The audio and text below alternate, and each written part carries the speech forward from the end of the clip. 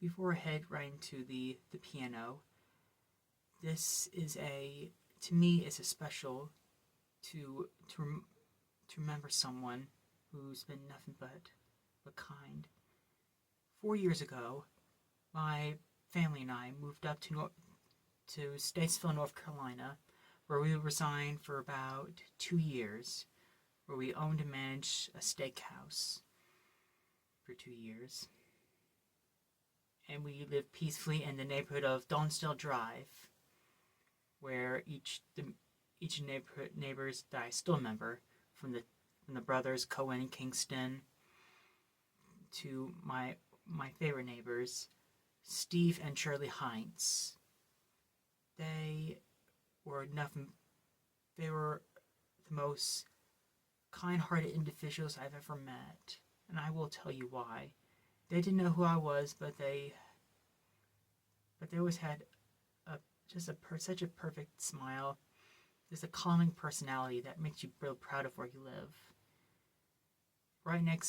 The neighborhood right behind ours, there was their daughter Stephanie, her husband Richard, and their big dog Bear. I asked if it was okay to walk down their long path into the woods, and as I was about to walk around there, they drove by Steve and Shirley and asked, "Well, hey, Kale," they recognized me, like, "Hey, it's wonderful to see you again. Is it okay if you ask if it's okay to walk? Because I saw a trespassing sign. I didn't know if." "Oh, yes," and they did.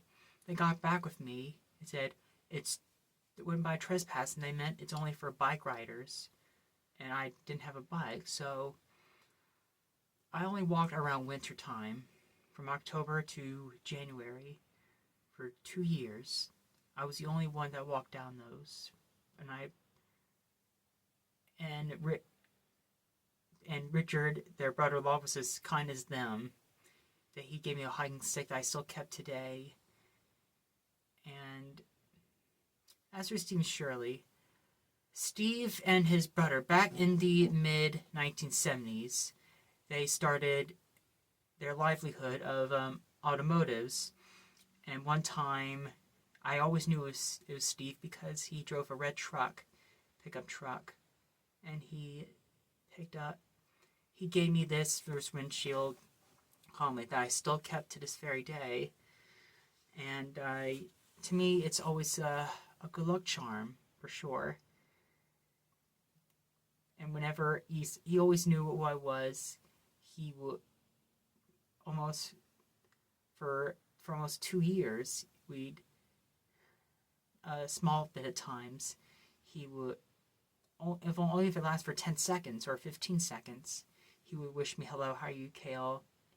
He and his business and his team from the performance company came at a restaurant to eat a few small times.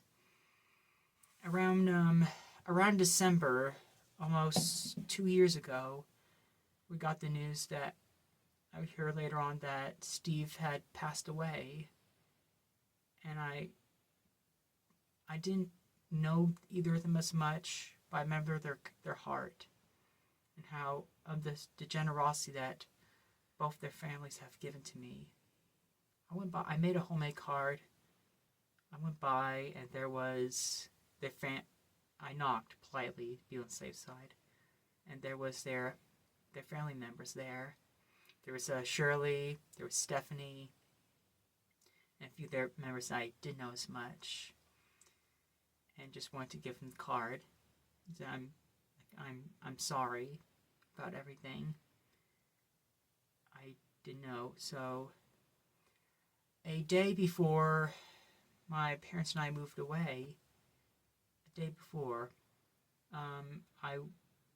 I knocked on Shirley's door to wish her goodbye, thank you, and Steve for everything. And she invited me inside. We had a nice 45-minute chat. And that's when she taught me the piano music a little bit. That's what we're about to get to here. To this day, I try so hard to remember that, to remember her by, to remember both by. It's not the strongest memory. to me, it's the strongest emotional kind. It's one that I have control over. And this is around the time I miss them the most. And so I just, the lesson here is that it's one thing that a certain chess piece taught me is cherish those who are around you. The worst thing you could ever do to anyone is make them feel like they're not wanted or loved. And so, thank you, Steve and Shirley, for everything. If you